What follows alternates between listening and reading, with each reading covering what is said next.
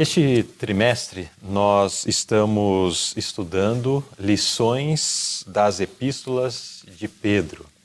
Tanto este trimestre como o próximo nós estaremos considerando as duas cartas que nós encontramos lá no final do Novo Testamento, cartas escritas pelo apóstolo Pedro à igreja cristã de seus dias.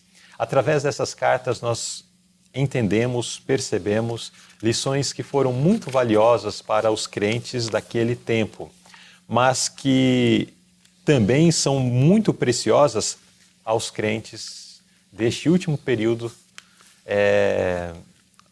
da história da humanidade, pois cremos que Jesus em breve vai voltar. Pedro, ele aborda em suas cartas aspectos muito práticos da vida cristã. Diz respeito à forma como nós nos relacionamos entre irmãos, como nós nos relacionamos com a sociedade, com o comportamento daquele que serve a Deus ainda neste mundo. E nesta lição nós vamos considerar mais sobre isso. Pedro não fala apenas sobre o comportamento, mas fala o que move também.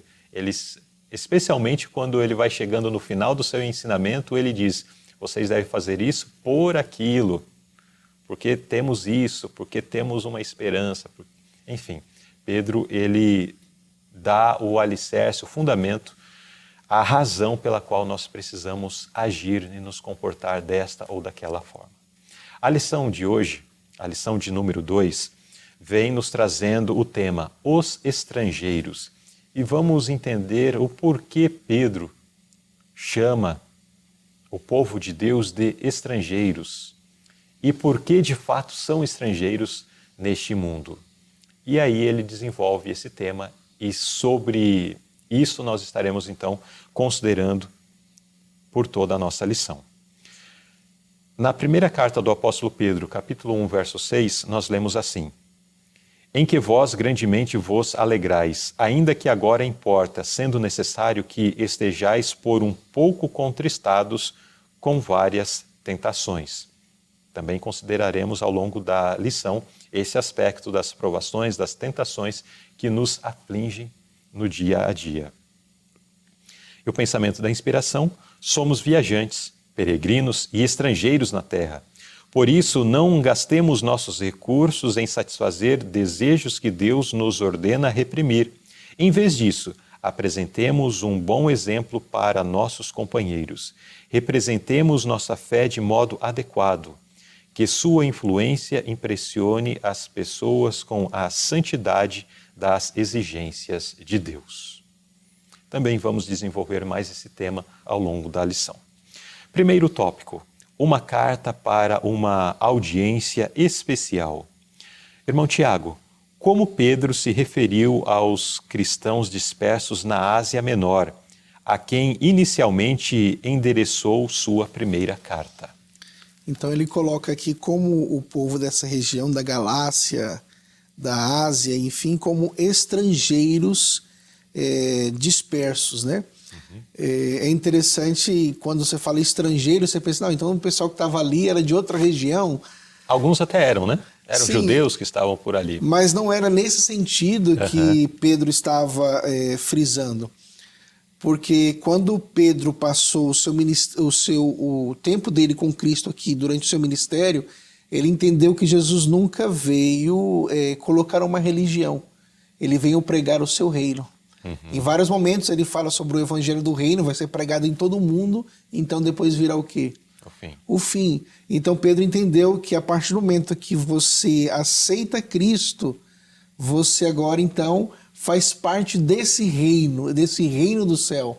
E agora então somos todos estrangeiros, né? E aí, uma vez estrangeiro, você agora simplesmente se torna um representante desse reino, como um embaixador ou um representante do reino dos céus. Então, todo momento que você vai ver tanto Paulo quanto Pedro trazendo essa citação, ele se refere a isso aí. Nós somos agora participantes do reino de Cristo, do reino dos céus. Então, somos estrangeiros aqui nessa terra. Muito bem. Na próxima pergunta, esse tema vai ser mais aprofundado. Então, já vamos para ela. Embora os seguidores de Cristo sejam estrangeiros para este mundo, como Deus vê. Deus vê eles como cidadãos do céu já. E isso é maravilhoso, Luzilei. Eu acho que é muito triste você não ter, você viver e não saber a que lugar você pertence. E quando você aceita Cristo como seu Salvador, então você tem convicção que agora você tem um lugar, você pertence a um lugar. Ao reino de quem? De Deus. Ao reino de Deus. Agora, existem alguns detalhes interessantes ainda a serem comentados aqui. Se nós pertencemos ao reino de Deus, nós não temos que ter nenhuma ligação com algumas coisas desse mundo, como a idolatria e outras coisas mais. Temos que ter um certo distanciamento disso, né? Só que um ponto que me chama a atenção é que é do seguinte, que devemos ser diferentes do mundo. O que seria ser diferente do mundo? Essa semana passada, eu estava voltando de uma visita, era mais ou menos 11h30, e aí eu estava com o ar do meu carro ligado, porque Sorocaba é uma região quente, estava ali uns 34 graus, e aí tinha um senhor, uns 40 anos, de paletó, ou terno, gravata, vendendo um docinho no semáforo. E aí eu fiquei me questionando, eu falei, poxa, mas por que ele está com essa roupa? E aí fui embora. E quando eu estudei essa lição, na hora eu lembrei dele. Muitas vezes a pessoa fala, não, eu tenho que ser diferente do mundo. Então, num calor de 34 graus, eu vesti um terno, uma gravata e vou vender uma balinha no semáforo. Faz sentido uma coisa dessa? Bom, para ele tem que fazer, para ele continuar apostando nisso, né? Mas para o reino de Deus não é isso. Muitas vezes eu vejo que as pessoas têm uma certa confusão do que é ser diferente do mundo. Muitas vezes ser diferente do mundo, eu vou a certos ambientes e vou com uma roupa totalmente inapropriada para aquele local, entendeu? Então é complicado. Então, o que o texto nos diz sermos diferentes? Vamos lá, alguns pontos. Vocês têm que ser diferentes na fala. Então, você está dirigindo, alguém fecha você tem que lembrar que você é o quê? Cristão. Você é o cristão, você é diferente do mundo. Você não vai amaldiçoar, você tem que abençoar ele para ele se tornar um motorista melhor. Exato. Você vai vender o seu carro, vamos continuar dentro da área do trânsito. A pessoa que vai comprar um carro falou, escuta, mas quais são os problemas do carro? Você fala, não, o carro aqui está perfeito, não tem nenhum defeito.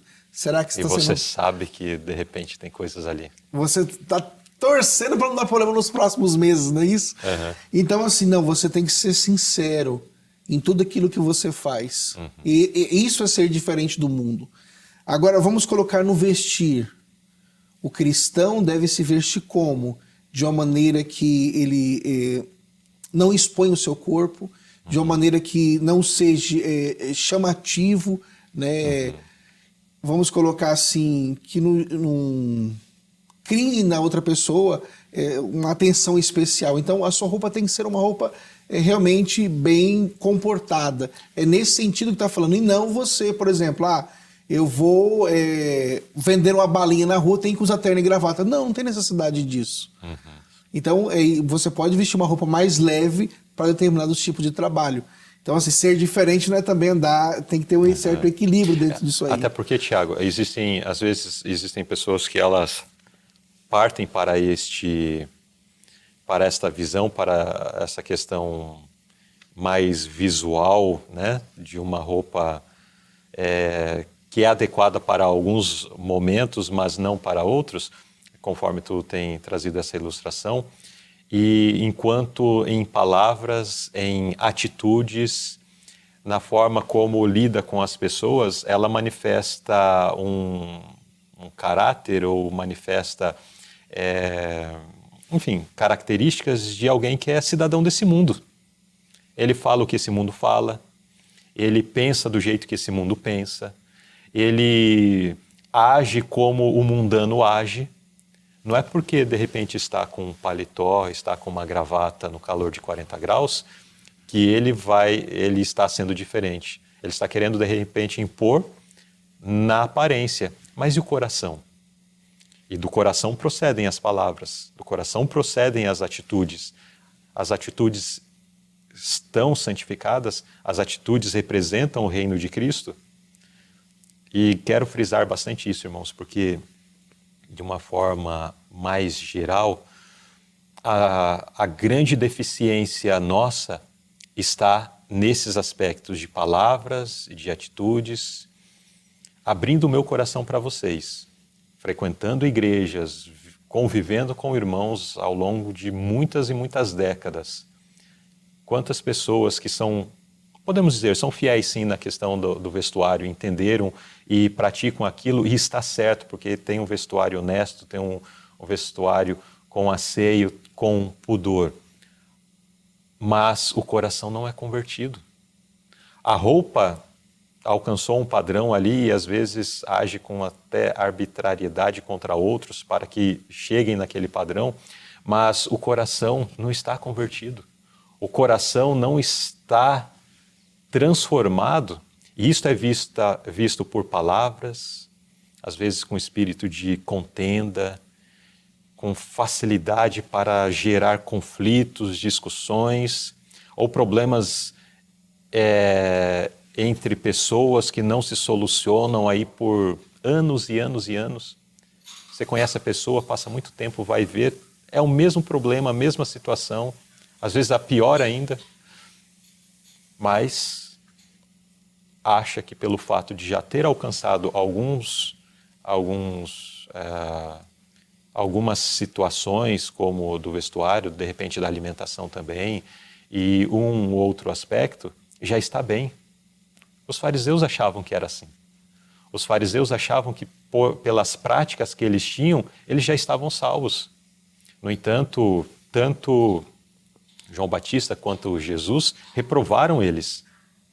João Batista dizia, raça de víboras, porque no aspecto exterior eram pessoas excelentes, eram pessoas modelo para a sociedade, mas o coração estava podre, o coração estava distante de Deus. Quando tiveram a oportunidade, mataram o próprio filho de Deus, mataram Jesus Cristo.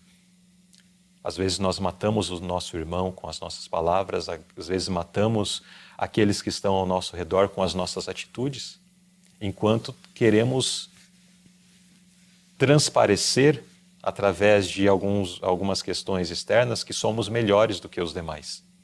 Então, atenção. Uma coisa também não minimiza a outra, né? Como disse Jesus lá aos fariseus que davam dízimo até das ervas pequenas, e Jesus disse, olha, vocês devem continuar fazendo isso também. Devem cuidar com zelo, como disse o irmão Tiago, né? Tendo uma roupa com asseio, uma roupa decente, uma roupa que não chama atenção ao corpo, não chama atenção para si, uma roupa que realmente representa o reino de Deus. Mas isso é apenas uma parte do todo, né? Sim. O todo é muito mais amplo. É interessante, Luzilei, quando a gente coloca que uma vez que você aceita Jesus, agora você faz parte do reino do céu, então você tem que representar a cultura do céu. Então, quando você vai agir, você fala, bom, mas se Jesus estivesse aqui... Se estivesse no meu lugar... Qual seria a reação dele? Então, eu observo assim, muitas vezes, vamos falar da linguagem dentro do contexto religioso, eu acho que o maior desafio é a questão pessoal de um para com o outro. E se você é um representante do céu, um embaixador do céu, um cidadão do céu, você não pode viver a cultura de um cidadão do reino de Satanás. Porque, você entende? Então você está com dupla cidadania e não funciona. Ou você é do reino de Deus ou não é. Então é bem interessante você ter uma certa preocupação. Devemos ser diferentes do mundo, mas no aspecto do caráter eu acho que é o mais importante. Porque uma roupa muito bonita, uma roupa modesta fala muito, mas a sua fala, o seu proceder fala muito mais. Exato.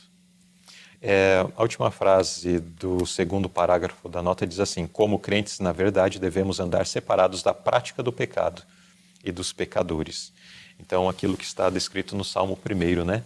De se assentar, de estar, de conviver, de ser participantes da prática dos pecadores, das práticas mundanas, isso não é algo para aqueles que são servos ou aqueles que estão são chamados, né, como cidadãos do reino de Deus. Para nós é algo, precisamos ter atitudes diferentes, né? É um desafio, porque nós vivemos nesse mundo. Jesus disse, né, não orou também, né?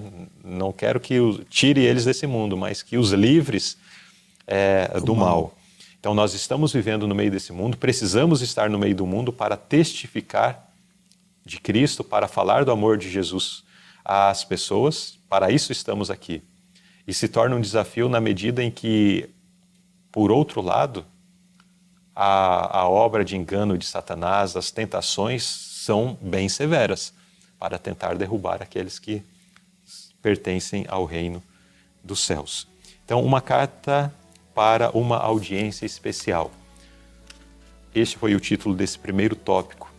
E o meu desejo para todos os nossos amados internautas é que nós façamos parte dessa audiência especial, que nós façamos parte desse grupo de pessoas que são já chamadas por Deus como cidadãos do reino celestial.